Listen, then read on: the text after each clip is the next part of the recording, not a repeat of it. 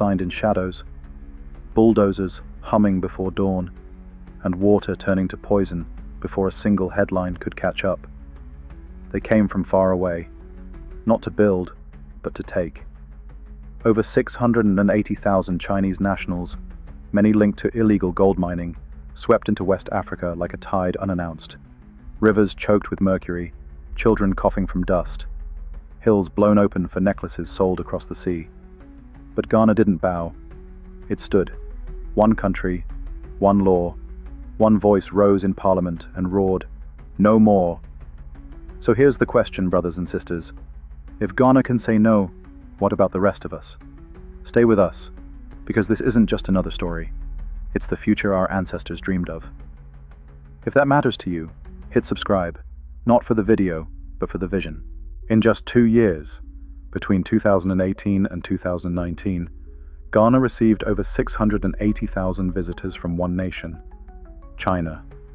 Not tourists, not students, but men with machines, men with maps, men with a mission that didn't need to be declared to be dangerous. They didn't arrive with guns.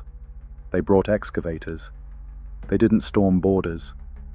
They slipped through them, backed by silence, covered by corruption, and protected by the oldest weapon of empire, economic desperation. And so began a quiet invasion, not of bullets, but of bulldozers. And its target wasn't just land, it was legacy. They called it Gallumsey, short for gather them and sell. A local term once whispered in villages, now shouted across headlines. What started as small-scale, informal gold digging by locals ballooned into a full-blown industry. Over 1 million people scraping the earth, chasing gold dust. 1 million. That's nearly a third of Ghana's entire gold output, not managed by state engineers, not taxed for national benefit, not reinvested in schools, hospitals or roads, but leaking, pouring into foreign hands, unchecked, unregulated, and often illegal. But the damage didn't stop at economics. It poisoned the veins of the land itself. 60%, let that sink in. 60% of Ghana's water sources are now contaminated. Mercury, cyanide, heavy metals poured into the rivers like curses. Once life-giving streams now carry sickness. The River Pra, the Offin, the Ankobra. These names used to mean something. They meant life. Now they mean warnings. And if this doesn't change by 2030, Ghana may be forced to import clean water. A nation that once bathed in abundance may soon beg for what once ran freely. And no war was declared, no army invaded, no shots were fired. So let us ask, with the full weight of our history behind the question, how does a nation lose its rivers without a single shot being fired? We've seen invasions before. We've survived ships with chains, laws with loopholes, policies that dressed themselves as help but stripped us bare. We've seen front doors kicked down and churches burned. But this was something else. This was quiet, subtle, systemic, and some would say even more dangerous. Because when the enemy doesn't announce himself, when the theft comes dressed in business suits and stamped visas, when the gold in your soil vanishes, but the profits never pass through your hands, that's not just loss, that's erasure. And in Ghana, it didn't happen by accident, it happened by design. We'll dig deeper. We'll trace the laws, the loopholes, and the leaders who looked the other way. But for now, remember this. In 2 years, 680,000 came, and the rivers began to turn brown. For a long time, the law was written, but not enforced. The rules were clear, but the hands holding them trembled. But Ghana is no longer whispering. It is speaking, in the language of justice. Let's be clear, the Minerals and Mining Act of 2006 and its amendments in 2015 and 2019 are not suggestions. They are declarations. Declarations that foreign nationals are absolutely prohibited from engaging in small-scale mining, in any form, by any proxy, under any disguise. And it doesn't stop there. Section 99, Clause 3 of the law is unequivocal. Any foreigner caught engaging in illegal small-scale mining is to face 20 to 25 years in prison, fines in the millions, and, most significantly, no deportation until the full sentence is served. This isn't symbolic. This is a message carved into the stone of the Republic. You will not dig our graves with our own gold. For too long, foreign profiteers exploited Ghana's patience as weakness, its hospitality as naivety. But those days are over. Honorable Maka Mubarak, standing before the Ghanaian Parliament, said it without flinch, without pause, without apology. Ghana's soil is not for auction. Let that echo, in every village where rivers run red, in every town where children cough mercury, and in every embassy where silence once passed for diplomacy. This isn't xenophobia, it's sovereignty. Let's compare, shall we? Every year, over 260 Ghanaian citizens are arrested in China, often for minor infractions, visa lapses, or overstays. And let's be real. No Chinese court offers leniency. No Chinese politician calls for dialogue. There are no cultural misunderstandings, only consequences. So why should Ghana, whose land feeds millions, whose minerals built empires abroad, be more forgiving with those who break its laws? This isn't about race, it's about respect, because law without teeth is poetry, and Ghana is done reciting. This is a new Ghana, one that has tasted the bitterness of polluted waters and decided never again. A Ghana that has watched its gold fuel cities it will never see, and said, no more. A Ghana that sees in its soil not just minerals, but memory. The memory of ancestors buried in it, the memory of children yet to play on it, and the memory of a nation rising, not by mercy, but by mandate. So when the law speaks now, it does not murmur, it roars. And if anyone, foreign or familiar, believes they can still mine behind closed doors, buy silence with money, or twist laws with influence, they are mistaken. Because in this fight, the law is not the problem. The problem is whether we're bold enough to uphold it. By 2025, up to 30,000 Chinese nationals are believed to be operating illegally in Ghana's goldfields. 30,000. Let that number settle. Because this is not speculation, it's not fear-mongering. It's data, grim, stubborn, and undeniable. Back in 2013, over 4,500 foreign nationals were arrested and deported in a single wave of enforcement. Cameras rolled, statements were made, headlines blared, Ghana cracks down. But a decade later, the excavators are back. Louder, deeper, bolder. What happened? Between 2017 and 2018, the government launched Operation Vanguard, a military police task force dedicated to halting illegal mining. Over 1,000 illegal miners were arrested, and more than 3,000 pieces of equipment, excavators, water pumps, vehicles, were seized or destroyed. It was a show of force, a spark of hope, a declaration that Ghana's laws weren't just ink on paper. But today, the rivers still run poisoned.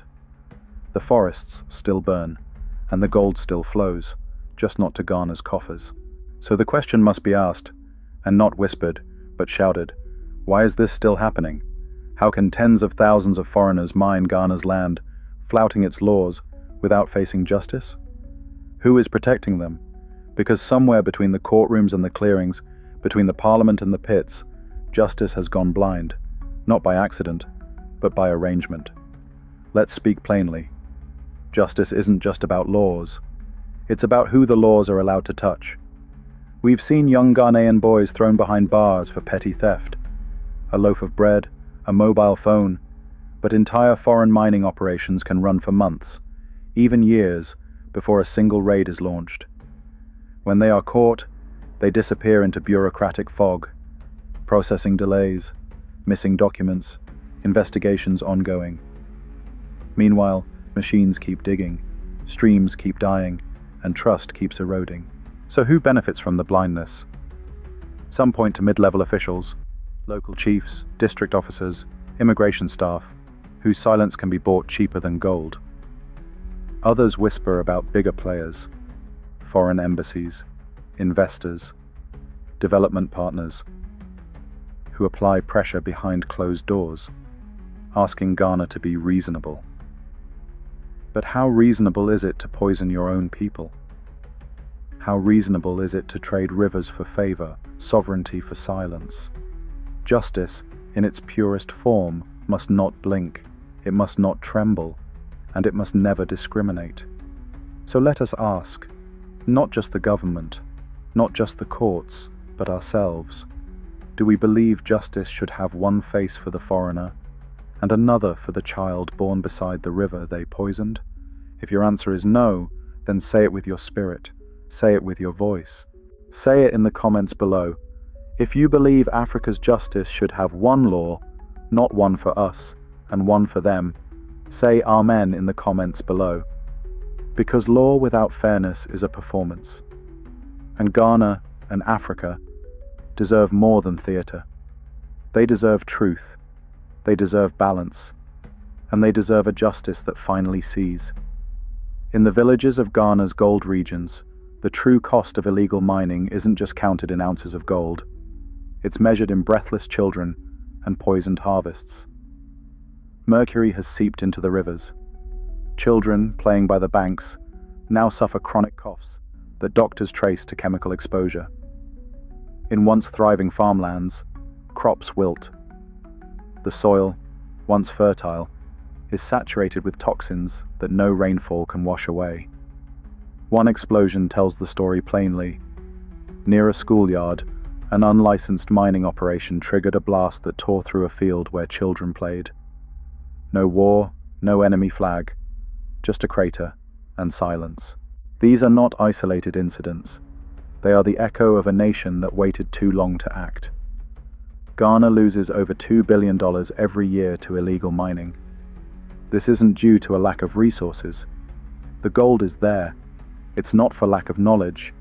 The law is clear. What's missing is resolve. A refusal to confront what's become politically inconvenient, financially entangled, and morally corrosive. And it forces us to reflect beyond Ghana. In the United States, black communities have long felt what it means to be unheard. When lead poisoned the water in Flint, the response came late. When the levees broke in New Orleans, aid came slow. When injustice appeared, recognition lagged. Always too little, too late. Now, in Ghana, we see echoes of that same neglect. Except this time, we are the ones hesitating. We know who's mining illegally. We know where the rivers are being turned into sewers. Yet in boardrooms and official circles, the language remains cautious, delicate, diplomatic. But how do you negotiate with devastation? This isn't just a matter of foreign policy. It's a test of principle. A people who once endured the cotton fields of oppression must decide. Will we allow our gold fields to disappear under the same quiet betrayal? Because what's at stake is not just land, it's legacy. The longer this continues, the deeper the damage. Not only to the environment, but to the soul of a country that once dreamed of standing tall, unaided, and unbought. Each gallon of poisoned water, each lost harvest, each unmarked grave near an abandoned pit. They remind us that silence has never protected us. Not in Mississippi, not in Accra. So we must ask ourselves, what does it mean to protect our own? To speak when it's unpopular, to act when delay is easier, to say with clarity and conviction, this land is not for sale. Because if we don't, who will? We were the survivors of cotton fields. Now will we watch gold fields vanish? No one is asking Ghana to close its doors to the world. But every nation has the right, and the responsibility, to guard what its ancestors died to preserve. Land, water, gold. These are not just resources. They are inheritances. Respecting borders does not mean rejecting people, but it does mean drawing lines when those who come to your table begin to steal from your plate. What's happening in Ghana is not unique. Across Africa, Similar battles rage, often unspoken, often ignored. In the Democratic Republic of Congo, cobalt is pulled from the earth by children, while foreign corporations profit. Nigeria faces illegal oil extraction that pollutes rivers and corrupts institutions. In Zambia and Sierra Leone, mining towns rise overnight and collapse just as quickly, leaving behind holes, chemicals, and broken promises. This is not an isolated fire, it's a continental blaze, but fires can purify as well as destroy, so where do we begin? First, Ghana must strengthen what it already has. The Ministry of Lands and Natural Resources must be more than a regulatory body. It must be an empowered force, backed by funding, transparency, and political courage. Its officers must be equipped, not just with tools, but with protection from the pressures that come when power and profit collide. Second, education must carry the message forward. In every school, every youth program, every community forum, the phrase must be taught, repeated, and believed. Our land is not for sale. This isn't just a slogan. It's a defense strategy, a moral compass, a reminder that progress built on compromise is rarely progress at all. And finally, trust must be restored. In law, in leadership, in justice. People need to see that consequences are not reserved for the poor, the local, or the unconnected, that accountability travels upward as well as downward. When justice walks tall, the people do too. This moment can be Ghana's turning point, a chance to show the continent and the world that the fight for sovereignty is not a throwback to history. It's the heartbeat of the present. We've seen what silence brings. Now let's see what fire can do, when it's harnessed not for destruction, but for rebirth. This is not just about rivers turned brown or forests stripped bare. It's not even just about gold. This is about a continent being tested. Again. Tested not by armies or chains, but by something far more dangerous. Neglect dressed as trade, and silence mistaken for peace. Ghana's struggle is not isolated. It is symbolic. It stands as a mirror, held up to every African nation that still wonders whether it's too early to stand firm or too risky to speak out. But here's the truth. If we wait any longer, there may be nothing left to protect. More than 60% of Ghana's water is now unsafe to drink. Children are bleeding from lungs they never polluted.